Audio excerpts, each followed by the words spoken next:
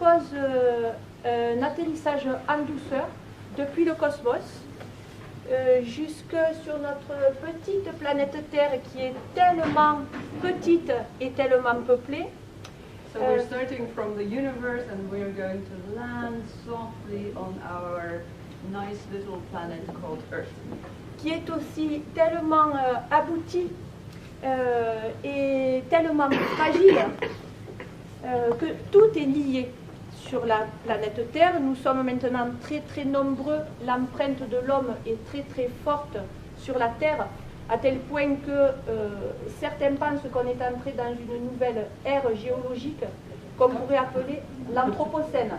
Okay, so everything is really connected on our planet in such a way that we can say that we are on Fernando, Anthropocene? What's the English? Anthropomorphic? This is an anthropomorphic planet. What does that mean? Everything is linked.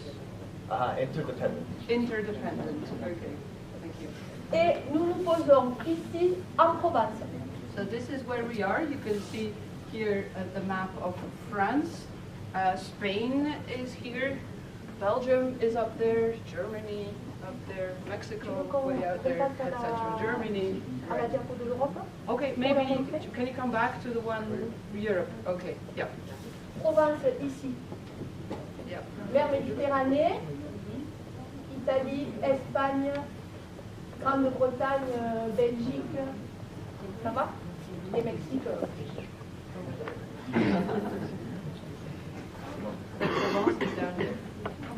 Le sujet que j'ai choisi d'aborder avec vous, c'est la nourriture en Provence, en vous donnant quelques exemples de production agricole typique de la Provence et même typique des environs d'Arles, qui suivent. Oui. The subject that Ms. Lambert has chosen is food in Provence. So if we translate that, it's easy to understand. Is it eternal or is it sustainable? To produce, to eat, to conserve. Please help me, the English teachers in the room. Applied in Provence. So ideas which are not always new, applied in Provence. Tu veux qu'on détaille un petit peu? Yes. Sur ces photos, quelques spécialités provençales, la bouillabaisse, soupe de poisson, poisson de Méditerranée et petits poissons de roche. So on these pictures you can see typical Provençal food. So for example, the soup that you can see in the plate is called bouillabaisse. It's a fish soup, and you can see the fish on the picture up on the top. Un apéritif dont il ne faut pas abuser, le pastis. Okay, an alcoholic drink had as an aperitif here, and of course you shouldn't drink too much of it because it's very strong, and it's mixed with water. You have a little amount of that alcohol and add water and ice. Correct? Oui. Yes, and ice. Pour s'approvisionner, on parle souvent aux touristes des marchés de Provence, mais je suis sûre que des marchés, il y en a dans tous les pays du monde. We often talk about Provençal markets, which are very famous, but she's sure that you also have farmers markets in your own countries. L'huile d'olive, incontournable. Yeah, olive oil. La tapenade, une préparation à base d'olive, comme broie, comme une purée. Okay, so tapenade is made from black olives, so the mature ones, with the paste of the mature olives, Premier défi, which are crushed. le nom tapenade vient de l'ingrédient principal, les capres, tapena. Je sais dire les capres en anglais? Capers, I think, in English. Oh, Yeah. c'est So pas the compliqué, name ça. comes from the word capers, and is that Provençal? Oh, in Provençal, and so that's why it's called tapenade, and not olivade or something. Yes. Bon, les melons, vous les avez reconnus. L'ail, qu'on utilise beaucoup dans la cuisine provençale. So garlic is used a lot in Provençal meals and dishes. La Provence, c'est ça. Ça sent bon, c'est joli. So this is Provence. It smells good and it's nice. It's pretty. La Provence est baignée par la Grande Bleue, la Méditerranée. Okay, so Provence is also very close, so close to the big blue, as they say, the Mediterranean Sea. On aime bien y faire l'upeneke, la I like sieste. to do lupineke, to have the siesta. Mais la Provence, c'est aussi de fortes contraintes, enfin de relativement fortes contraintes météorologiques. Un Mistral très fort, 200 jours de vent au minimum par an à Arles. So in all this wind called Mistral, we have it 200 days a year minimum. And it's a very strong wind, so up to 130 kilometers an hour. En Provence, nous avons aussi de hautes altitudes. Le village le plus haut d'Europe, Saint-Véran, se trouve en Provence. So actually the highest village in Europe is situated in Provence. It's called Saint-Véran. Le climat méditerranéen est caractérisé par une forte sécheresse estivale. So in summer, it can be very dry, as you can see. This is common. Toutes ces contraintes obligent les plantes et les animaux à s'adapter. Et donc, l'homme devrait être obligé d'adapter aussi ses productions agricoles. So all these things that you have seen are make it difficult. Well, make plants and animals adapt to the dryness, for example, wind, etc. And man should also adapt to these weather conditions. Un des champions de l'adaptation au climat méditerranéen, c'est, vous le reconnaissez, l'olivier. The champion of adaptation to these strong weather conditions is the olive tree that we saw yesterday. Voilà, donc vous savez comment il s'adapte à la sécheresse, vous savez comment il produit des olives, comment on exploite les olives. L'exploitation des olives pour produire de l'huile produit très peu de déchets, puisque les déchets sont souvent en grande partie réutilisés, par exemple pour produire du savon, le fameux savon de Marseille. Okay.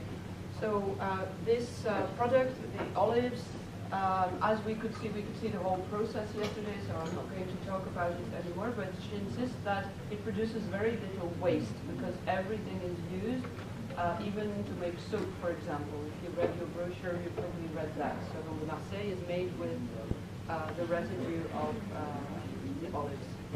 C'est une production très peu exigeante en produits phytosanitaires, très peu de traitement, pas d'engrais, ou très peu. Donc elle laisse aussi peu de pollution dans le sol et dans l'air. So this production needs very little pesticides, fertilizer, thank you. And so it's not very polluting for the soil. S'il est cultivé de façon traditionnelle, c'est-à-dire si les arbres sont suffisamment espacés, il n'a pas besoin non plus d'irrigation.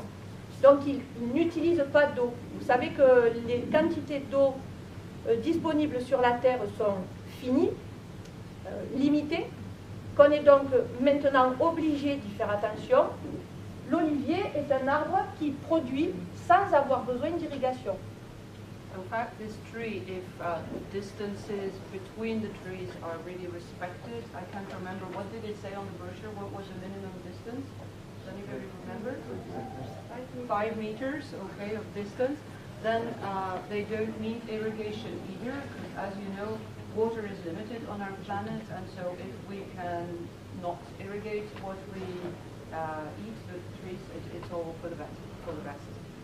Mais, parce qu'il y a toujours un mais, on cultive aussi en Provence des oliviers d'une autre façon, plus moderne, plus technique, plus consommatrice, en tout cas en eau. On serre les oliviers un peu comme des plants de vigne, et là, comme ils sont serrés, on est obligé de les arroser. Ils commencent à produire beaucoup plus tôt, c'est l'avantage, mais ils produisent beaucoup moins, et en utilisant de l'eau. Okay, so this is the traditional way, like we saw yesterday, so the spacing out of the trees. but people also plant their trees in very tight rows, like the vines, for example. The advantage is that they produce olives earlier, but they also produce less olives than a tree like that, and they need more water. La Provence, oui, ça peut être ça. La petite ville, le petit port de Martigues, au fond de l'étang de Berre. Mais la Provence, c'est aussi ça, le port industriel de Fos, à l'entrée de l'étang de Berre. Okay, so Provence, it can be this. Today it's like that. The harbor of Martigues, which is a very cute, very nice place to go to, so if you come back you should go there as well. But also an international harbor, like the one you can see at the top with containers, etc., and ships coming from all over the planet, called the Port de Fos. Au bord de la Méditerranée, la pression démographique et la pression foncière pour utiliser les terrains est très forte. Cela pose un problème aussi pour les productions agricoles. Les terrains sont tellement chers que beaucoup d'agriculteurs soit ne peuvent pas s'installer, soit sont obligés de renoncer, d'abandonner, parce que la population augmente au bord de la Méditerranée, donc le prix des terrains augmente et il n'est plus compatible avec la production agricole. So land near the sea, the Mediterranean Sea, is getting more and more expensive. Real estate is going up, so for farmers it is almost not possible to cultivate near the Mediterranean. And also there are more and more people, demography is going up, right? Population is high. Et comme tout est lié, la Provence, ça peut être ça, mais c'est aussi ça. En Provence, en Camargue, puisque cette photo est prise en Camargue, on protège l'environnement. Réserve nationale, réserve privée, parc régional, etc., etc. Les paysages et les espèces sont protégés. Mais sous les pieds des Flamands, dans l'eau et dans les sédiments, la pollution agricole locale, pesticides par exemple, et la pollution industrielle qui arrive du pôle de Lyon par le Rhône, les PCB, les métaux lourds, etc. Okay, so Provence and Camargue, this is a picture of Camargue, is this very, very beautiful. But if you look under the feet of the flamingos, you will find all of these. I'll try to translate. So heavy metals, métaux lourds, pesticides,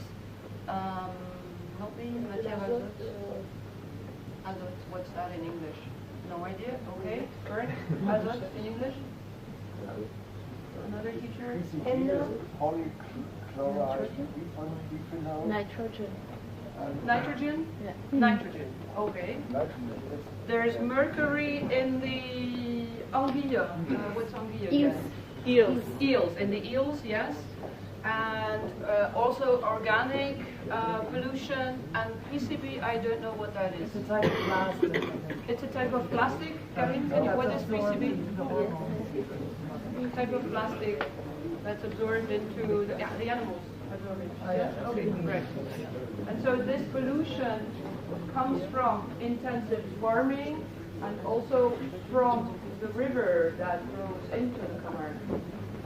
La pollution des sédiments est incrustée et très difficile à nettoyer, et il y en a certainement pour des centaines d'années, même si on arrête aujourd'hui la pollution au PCB, aux métaux lourds, etc., cette trace se verra certainement pendant des centaines d'années. Okay, so this pollution in the sediments will probably last for hundreds of years. Even if we stop all of this today, it will still be in the underground for hundreds of years until we get rid of it. C'est une pollution dangereuse pour la santé humaine aussi, puisque les anguilles qui ont été capturées dans le Vaccarès est un grand étang central de la Camargue, Les anguilles qui ont été capturées dans le Vaccarès étaient, pour 60% d'entre elles, impropres à la consommation humaine à cause de trop fortes charges en mercure. For example, the eels that were fished in the Étang de Vaccarès, which is a kind of brackish lake in the middle of Camargue, 60% of them cannot be consumed. They're bad for the health.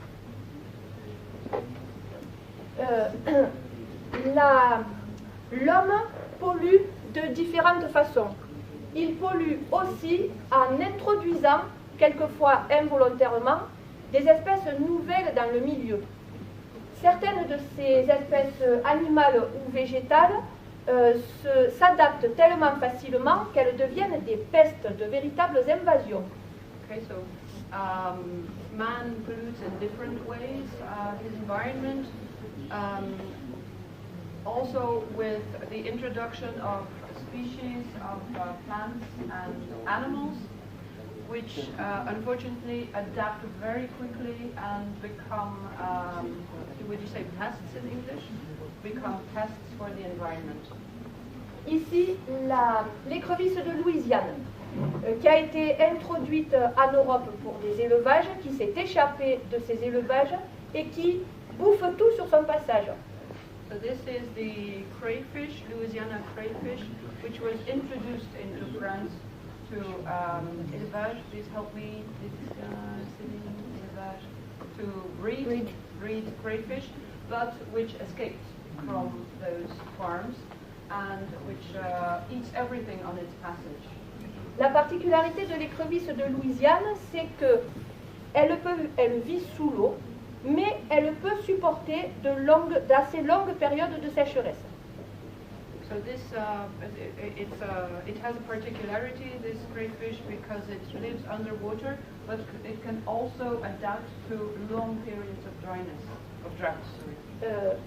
Elle se déplace sur Terre pour coloniser de nouveaux milieux aquatiques. So it can also move over land, not just in water, to colonize other parts of the territory. Elle mange d'abord ses aliments préférés, puis quand elle est venue à bout de cette ressource, elle passe à une deuxième ressource qu'elle aime moins, mais qu'elle finit quand même. Puis une troisième ressource qu'elle aime encore un peu moins, mais qu'elle finit quand même. Et quand l'écrevisse de Louisiane s'en va, il n'y a plus rien à manger pour les autres, plus rien. So the crayfish first eats what it prefers, and when that resource has been eaten entirely, it will move on to the second best and will eat everything, and then move on to the third best until nothing is left. Si vous croisez des écrevisses de Louisiane, écrabouillez. Whenever you meet one, please kill it.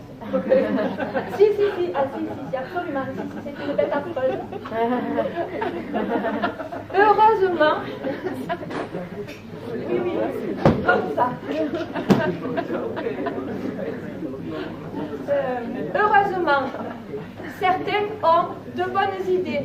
Ici, Nicolas Gauthier, qui s'est spécialisé dans la pêche de l'écrevisse de Louisiane et dans sa transformation définitive en soupe, bisque et mousse. So fortunately, some people here have good ideas, and this man, his name is Nicolas Gauthier, who had the good idea to fish them and transform them in all these local products, so soup and sauce, etc., all made with Louisiana crayfish. Mais à lui seul, il a beaucoup de mal à venir à bout de l'écrevisse de Louisiane. But it's difficult for him alone to catch all of them. Une autre production typique de Camargue et un produit fini hyper naturel, c'est le sel. Another product from Camargue, and which is very, very natural, is the salt of Camargue. Pour produire du sel, il faut de l'eau de mer, rien de plus naturel, qu'on fait circuler pendant 4 ans à peu près dans des marécages très peu profonds. To produce the salt, you need seawater, so we have that, and we have it circulate for 4 years in very shallow marshes, as you can see there. Et l'action du soleil et de la chaleur, à eux seuls, suffisent à faire évaporer l'eau de mer et à déposer le sel au sol. Okay, so in fact, with the heat and the sunshine, this water will evaporate and will leave the salt, as you can see here, which is then harvested. Donc ici la mer, ici les premiers marais salants où l'eau de mer est très peu concentrée. Au fur et à mesure qu'elle se concentre, elle devient rose. So you can see, though, here is the Mediterranean Sea. Then you have the first salt marshes, and you can see the color that changes. So the more salt there is, the more pink it looks. Mais, car il y a toujours un mais, et c'est ce que nous devons toujours garder présent à l'esprit, produire du sel, ça veut dire en Camargue, 8000 hectares de sansouire, ce paysage typiquement camarguais, et de lagunes transformées en marais salants, bien carrés, bien organisés, et donc un milieu naturel qui a disparu. But it also means that a huge part of the Camargue has been transformed into this transformation to make salts, and so this landscape, which used to be everywhere, well, now a huge part of it is transformed into salt marshes. C'est, je pense, ce que nous devons absolument retenir, ce qui est nouveau pour notre génération, pour notre époque, c'est que tout est absolument lié.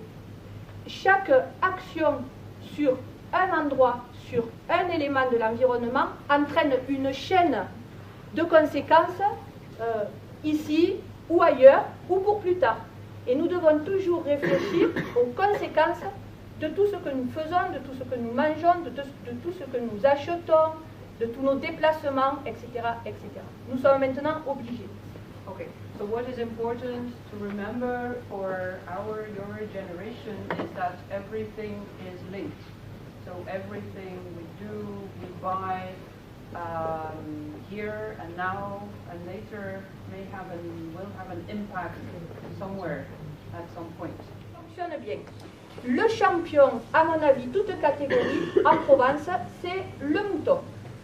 So fortunately, some things work really well, and the champion here is the sheep. L'élevage traditionnel du mouton sur les bords de la Méditerranée implique la transhumance, c'est-à-dire le changement de territoire selon les saisons. Okay, I don't know the English one. We check. We don't know it. No, Check. they say it's seasonal move. But Okay, so there's a seasonal move here of the sheep. I can't remember what you said. Can you repeat it? Yeah. C'est pas grave, ça Okay, revient pas. so in fact it implies that the sheep are moved from one place to another. And you're going to explain now? Oui, oui. Yeah. Comme les moutons bougent selon la saison, l'environnement qu'ils trouvent est toujours adapté à leurs besoins, sans qu'on ait besoin de modifier l'environnement. Ce sont les moutons qui bougent, ce n'est pas l'environnement qu'on modifie. So in fact, what's very good with this type of breeding is that we don't change the environment for the sheep to be able to breed, but we move the sheep from place to place. So in spring, you can see they are kusul. What's that? Alors, ce sont des pâturages naturels, pauvres, sauvages, en crocs. Also, kusul are places where the sheep can graze, which are quite poor, in fact, and so which are used for the sheep to graze. En été, les alpages, In summer, they go to the Alps, et en hiver, les prés, en crocs, les prairies. and in winter, they come to the fields in the Caux. Where Le fumier des moutons est laissé sur place dans les prés. Les excréments. Les excréments. Yeah,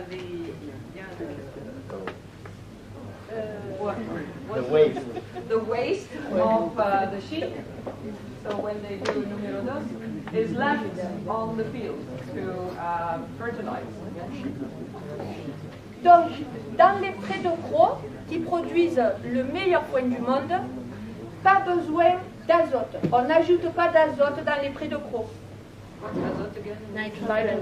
Nitrogen. So in the Cros, which is used to grow hay, there are magnificent hay fields. We do not need to add nitrogen because the sheep bring it in winter by grazing on the fields.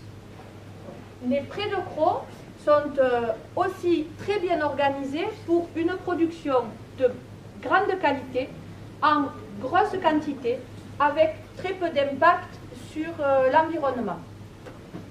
So this hay growing has very little impact on the environment, is also quite abundant and of very good quality.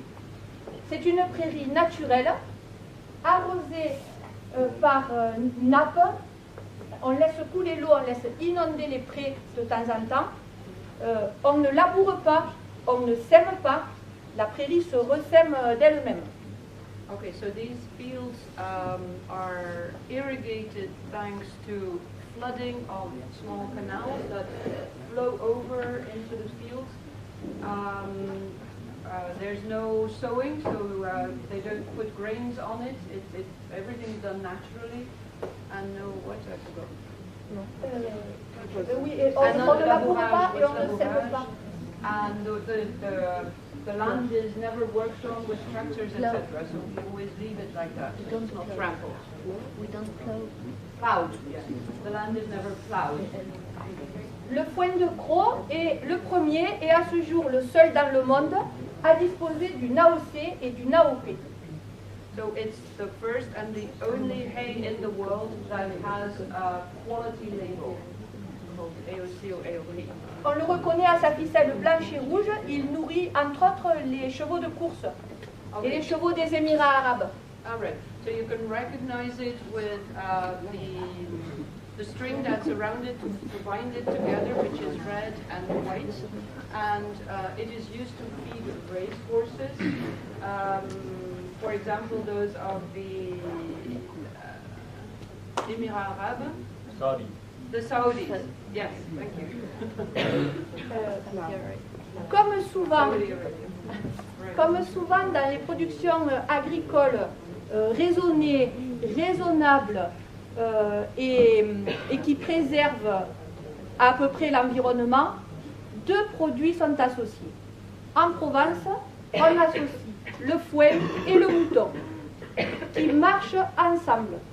C'est toujours, je me suis rendu compte en cherchant pour ce diaporama que quand on associe deux ou trois productions, les produits se complètent les uns les autres et ça évite beaucoup de pollution, de manipulation, etc.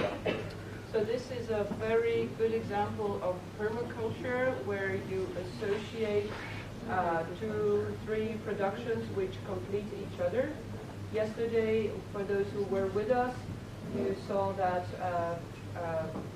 the plants are associated so that they don't need pesticides, fertilizer, etc. Here it's the same. It's the sheep and the fields that work together to produce. Mais le taureau n'est pas mal non plus. Le mouton, c'est le numéro 1. Le taureau le talonne en position numéro 2. So bulls are also good for this kind of system, for eco-friendly system. They're number 2 after the sheep. Le taureau est élevé en Camargue en élevage extensif ou semi-extensif. No, I don't know. Extensive breeding, semi-extensive, that's English? Okay. So this bull is bred in Camargue in semi-extensive or extensive breeding. Il n'est pas élevé pour la viande. Le but de cet élevage, ce sont les jeux taurins. So it is not bred for its meat. It is they are bred for the games in the amphitheater.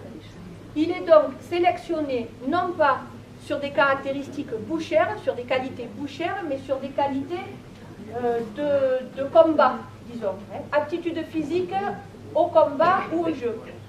So these animals are not selected for their meat qualities, but really for their skills to fight or run in the bull ring. En Camargue, je le précise pour les Sévillans, en Camargue, on élève aussi dans les mêmes conditions des taureaux de combat, des taureaux de race espagnole, dont la viande aboutit à la même qualité que le taureau Camargue.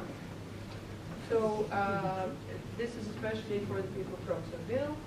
In Camargue, we have two types of breeding. There's the Camargue bull and the Spanish bull, and so they're different, and they both have the same quality type meat.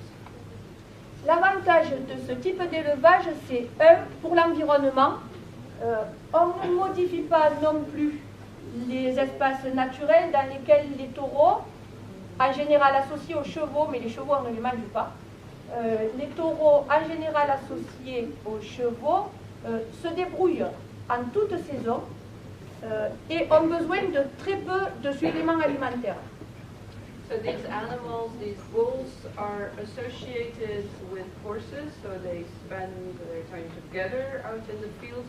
The horses are not used for meat. They can be in Camargue all year round, and they need very little food supplements, so they can really do with what they find in nature. Voilà. Quand certains taureaux n'ont pas les qualités requises pour participer aux jeux dans les arènes, ils sont transformés en daubes. On les mange. So the bulls who don't have the skills necessary, the physical aptitude to run or to fight in a bull ring, those ones are transformed into stew. La viande de taureau Camargue dispose elle aussi d'une AOP, c'est-à-dire d'un label de qualité. Voilà. Et la viande du taureau Camargue a été comparée à la viande de bœuf. Une viande de bœuf de bonne qualité, mais de bœuf de race bouchère. Okay, so this type of meat in Camargue, this type of bull meat has been compared to beef, high quality beef. So as you can see there. Et on se rend compte non seulement que la quantité de graisse est très très différente, 4% seulement pour le taureau Camargue, 25% pour le bœuf race bouchère. So you can see that the percentage of fat is lower, a lot lower actually than with traditional beef. Mais qu'en plus, dans ce faible pourcentage de graisse, la répartition des différentes qualités de graisse est très différente aussi. Vous savez qu'il y a du bon gras et du mauvais gras. Eh bien, dans le taureau de Camargue sauvage, si on peut dire, il y a plus de bon gras, et dans le taureau bouché élevé pour la viande, il y a plus de mauvais gras. Donc, manger du taureau sauvage. So the type of fat, even in the small amount of fat that you can find in bull's meat, even the type of fat is the proportions are very different than in traditional beef. So the good fat is higher and the bad fat is lower in Camargue bull. Par exemple, l'équilibre entre les oméga 6 et les oméga 3, je ne suis pas diététicienne, je ne vais pas rentrer dans le détail, il est de 1 pour 1, donc équilibre parfait dans la viande de taureau, et il est de 10 pour 1, donc forcément déséquilibre dans la viande de bœuf. So you can see that the balance is perfect for the bulls that are raised in Camargue. If you talk about omega 6 and omega 3, whereas with the other type of beef, there's imbalance. I have a question about the saturated and non-saturated fat. Because I only see one number, or is it meant like one? It's 1.3 and 10. But what Yep. is it saturated or? Right. Ah oui, graisse saturée, polyinsaturée.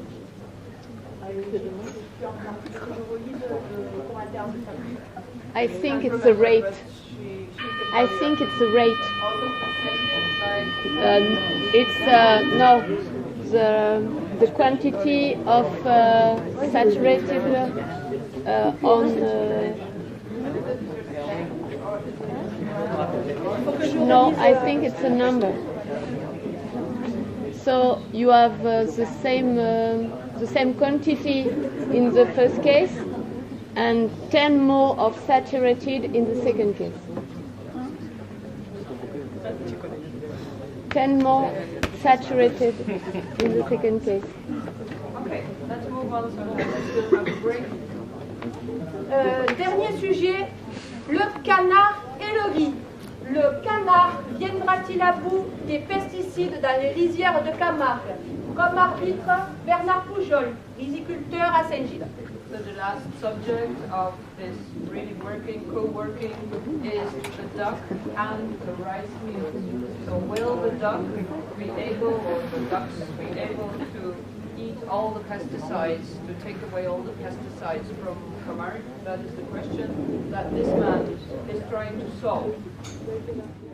D'eau, des millions de litres d'eau qu'on est obligé de pomper dans le Rhône pour inonder les terres en Camargue. Il réclame aussi beaucoup de traitements de pesticides, fongicides, herbicides, etc., etc. So the production of rice requires an enormous amount of water, but also an enormous amount of pesticides, fungicide, what's that in English? Yeah, to kill the Mushrooms, yeah. mushrooms killers. Yeah. Fungi, giant. You can help me too. Bernard Poujol fait partie d'une association qui travaille avec l'Europe et le Sénégal. À l'occasion d'un voyage en Asie, il a observé des méthodes culturales du riz traditionnel où on laisse des canards pâturer, le canard est herbivore, on laisse des canards pâturer dans les rizières. Il désherbe les rizières. Il s'est beaucoup intéressé à ce sujet, qu'il a proposé pour le développement agricole d'une région du Sénégal et qu'il est en train de tester en Camargue. So this man, Bernard Poujol, has traveled to Senegal and Asia, and in Asia especially saw that they use ducks which graze in the rice fields to help to prevent the use of herbicides. Ça marche bien. Il en est au stade expérimental. Il n'utilise plus de pesticides, plus d'intrants, plus de pesticides, plus d'engrais. On a analysé ces rizières. Il trouve dans ces rizières 50 mauvaises herbes, dont une mauvaise herbe endémique à la Camargue et très très rare, une plante en voie d'extinction. Mais il dit que la présence de ces mauvaises herbes ne gêne pas le rendement et que donc il faut se préparer à accepter la présence peut-être de mauvaises herbes dans les rizières ou dans les terres agricoles, puisque, à condition que le rendement soit suffisamment intéressant pour l'agriculteur. So his experiment is going very well. He finds 50 types of weeds in his rice fields, one of which is really endemic to this region.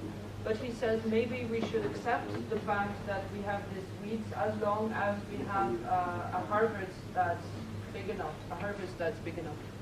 Ça marche parce que le plant de riz n'est pas appétant pour le canard à partir d'un certain stade de croissance. Quand le riz est assez grand, le canard ne l'aime plus et donc il mange les autres herbes. Il laisse le riz. So you might ask yourself why don't they eat the rice as well? In fact, they don't like it once it has grown to a certain stage.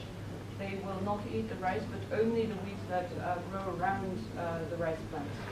Il a mesuré aussi, puisque des scientifiques se sont intéressés à sa méthode culturelle, que comme les canards marchent dans l'eau, ils troublent l'eau. De la boue remonte, l'eau est plus trouble.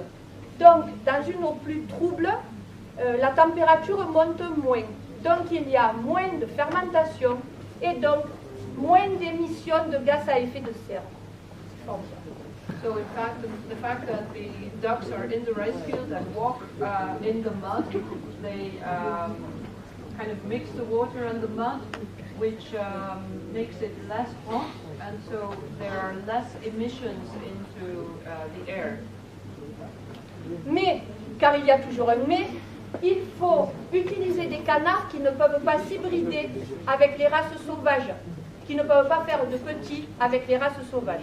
Il a trouvé des canards stériles, donc ça ne risque rien, et il fait double bénéfice si on peut dire, puisque on peut manger le riz, et à la fin de la saison, on peut manger les canards.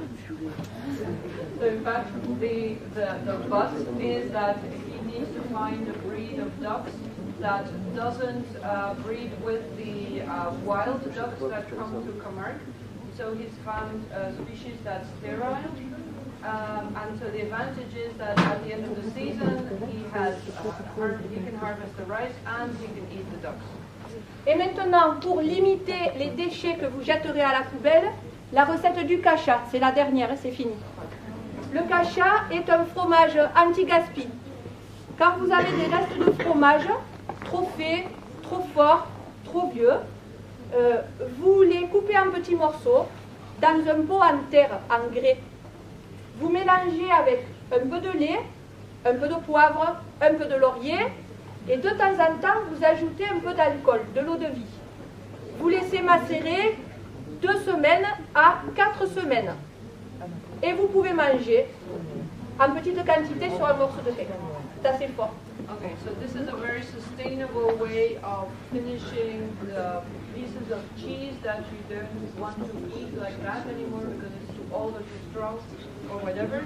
What you do is just cut them up into little pieces, put them together into a square bowl, add laurel, Un peu de lait, un peu de poivre milk, and pepper, et de l'alcool, de l'eau de vie. and alcohol, strong alcohol, okay? And you wait for 4 weeks, is that what you said? Yes. And then you can taste it on a piece of bread like here. Voilà. 2 to 4 weeks. Wait. Ça s'appelle le cacha. And the name is le cacha, the anti-waste for Et c'est fini. Thank you. Thank you.